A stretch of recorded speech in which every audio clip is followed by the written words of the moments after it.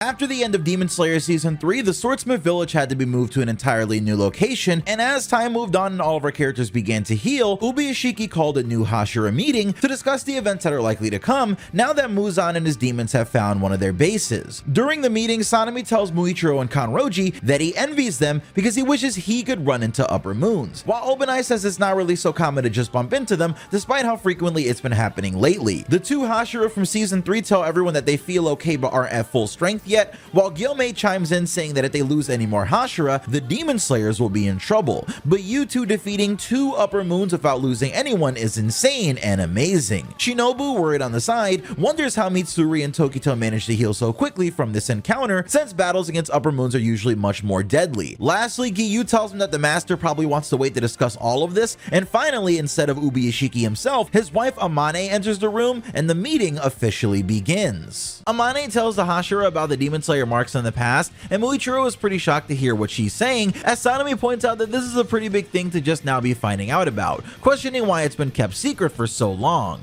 However, Amane says the marks haven't been seen for generations. However, they do know apparently once one appears, they continue to appear in others, all resonating with the original marked one. This is where Muichiro steps up and says he didn't realize he was marked, but things did feel different, and he explains that if everyone listens to him, they'll all be able to awaken marks of their own maybe, with Muichiro later telling the Hashira that he thinks his mark awakened due to a combination of 2 different factors. First, he says his heart rate was over 400 beats per minute, which is insanely high, but not unthinkable for a strange breath-controlling swordsman. However, on top of that, Muichiro says that his body temperature went above 39 degrees Celsius, which reminded him of a time when he had a really bad fever. So from here, everyone decides that they need to unlock this power as well, especially as Amane explains to all of them how things are going to be getting much more dangerous with Nezuko's changes finally underway. So in an effort to get everyone up to the level of power that they need to be for the events of the final arc, everyone agrees to undergo a vicious training course to unlock their marks, all because of how Tanjiro and the others awaken their Demon Slayer marks. And this will involve our main characters training of every single Hashira, which is a rare gift since usually Hashira are too busy to train anyone other than their direct students. And the first step along that journey is special training of the Sound Hashira Uzui Tengen. Tengen survived the events of the Red Light District arc with one of his eyes missing, but without any real injuries that would prevent him from practicing combat. However, his Hashira trial is a tense of endurance and stamina, as Uzui pretty much makes you start running and doesn't tell you when you're supposed to stop. To make matters worse, if you collapse and can't continue running, he just beats you with his wooden sword to get you to stand up until you break beyond your limits, which you have to do during the run, because afterwards he still expects you to take part in more grueling basic physical fitness workouts, and that's all before he sends you to the next Hashira, Mitsuri Kanroji, and her challenge from hell.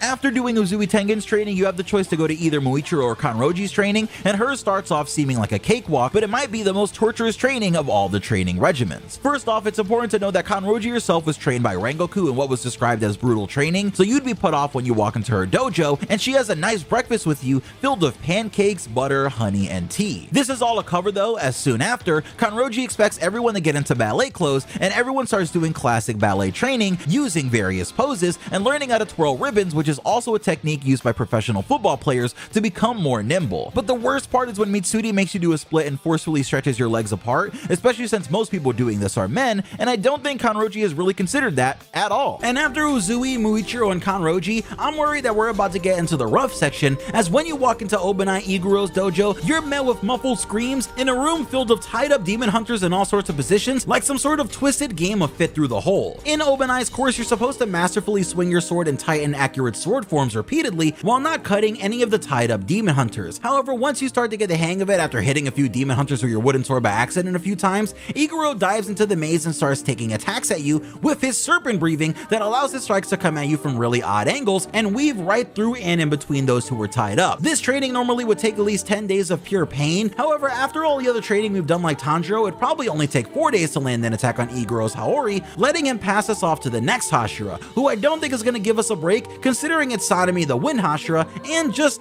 look at him. We've gone through more than half of the Hashira so far, but next up we have Sanemi the Wind Hashira, and sorry folks, but it's time for true pain, as immediately upon entering Sanemi's dojo, you're welcomed with a horrific scene of him just beating the ever-living life out of his students endlessly, like there's some frustration he's trying to take out on you. During day 1 of Tanjiro's training of Zenitsu and Sanemi, the Wind Hashira spends the entire day just attacking them repeatedly and endlessly as he goes extra hard on Tanjiro, but generally for everyone you can expect to get knocked around until you either vomit everywhere or just faint and eventually crawl to your room. This is supposed to continue on until you eventually develop the skills to stop getting bashed around. However, because of a huge brawl that broke out between Zenitsu, Tanjiro, and the Shinazugawa brothers, Tanjiro actually failed Sanemi's course and was banned from ever approaching him again due to just how severely the Wind Hashira began to hate Tanjiro after this. But the final boss that stands at the end of the training is none other than the strongest Hashira himself, Gyomei Himejima, the Rock Pillar, or Stone Hashira as he's known in the fandom. When Tanjiro and Zenitsu reach Gyomei, they see that he's in a pit of fire, barefoot on his toes, kneeling in the flames of his hands clasped in prayer as he holds up two giant tree logs that have big boulders tied to each end, and Gyomei cries and looks up to our boys telling them welcome to his training ground. So he tones it down a bit, but even his change program would still destroy me in every way. First off, you need to sit under a waterfall and try to stand up as the waves crash down on you and try to send you under. Afterwards, without a break, you have to strap 3 massive logs onto your shoulders all at once and carry them up the mountain and then back down for the other students. And finally, you have to push a giant boulder with sharp edges through a town. But as much as Tanjiro and Zenitsu struggle, interestingly enough, by the time Inosuke reaches this point, he completes every step easily, and next we'll explain why. We watch as Zenitsu, Tanjiro, and Inosuke all go through the Stone Hashira's gruesome training, but since it's the final step, it isn't compulsory, meaning at any time they want to quit, they can. They'll just have to accept that they'll never awaken Demon Slayer marks. Tanjiro finally masters Gyomei's training as he learns how to push a massive boulder across the town, but passes out once he's finally finished, only being awoken up by Gyomei when he manages to find Tanjiro and pours water on his head and into his system. When Tanjiro wakes up, Gyomei says that because he completed his training and he made the right decision in the Swordsmith village, Gyomei accepts Tanjiro finally and truly sees him as a dependable ally now. But Tanjiro is a little confused about what decision he made that led to this. When Nezuko was in danger against the sun, Tanjiro still decided that the lives of the villagers were more important and sacrificed Nezuko to put an end to the demons and win the day. Tanjiro tries to tell Gyomei that this was actually Nezuko's decision, so he can't accept Gyomei's praise all by himself, because in Tanjiro's heart he decided to abandon the villagers the moment he saw Nezuko in danger. But it's Tanjiro's honesty here that really earns Gyomei's respect, as he thinks that this boy is different and starts to think about his very own sad backstory. We learn how back in the day Gyomei used to run an orphanage made out of lost children, and he raised them all as if they were his own family in a small hut that was smack dab right in the middle of an area known to be surrounded by demons. Gyomei burned wisteria incense every night to keep the demons away, as he did all of the chores and developed his body more and more just through being a caretaker. However, tragedy strikes when one of the boys, Kaigaku, leads a demon into the camp, causing 7 of the young ones staying with him to be destroyed by this demon and scattered all over the home. One girl listened to Gyomei and stayed calm, but the others wouldn't because he looked so weak and Gyomei is blind. However, for the one who stayed, she witnessed Gyomei learning just how strong he truly is, as he destroyed the demon with his bare hands and realized himself that he had a hidden power that he needed to use to eradicate the demons from here on out. The problem is that the girl that he protected blamed him for the deaths of the others, so he was immediately jailed, as for years he sat there awaiting execution. Giyu walks off, leaving everyone to their duties as they question what makes him different and not want to participate, and others even tell Giyu that he thinks he's better than them. However, the truth is much sadder. Giyu feels like he himself isn't the Water Hashira because he doesn't even think he's good enough to be a Demon Slayer, since he didn't pass final selection like Tanjiro did. Instead, what happened is that a boy named Sabito, whose spirit Tanjiro met in season 1, slayed every demon on the mountain and saved Giyu because he was Giyu's friend since he was a young boy. When Giyu was little, it was Sabito who pulled Giyu out of his depression after his sister was eaten by demons, so when Sabito died against the hand demon on the mountaintop, leaving everyone else to pass but him who did all the work, it left a really big impression on Giyu's entire life, causing him to get as strong as he did, but still not strong enough to put himself shoulder to shoulder with every other Hashira, as he asked Tanjiro to become the Water Hashira instead. In the middle of the Hashira training arc, while everyone is trying to get stronger for the final battle, Tanjiro visits Giyu's house to try and cheer him on after their conversation earlier that let him know that Giyu is feeling down.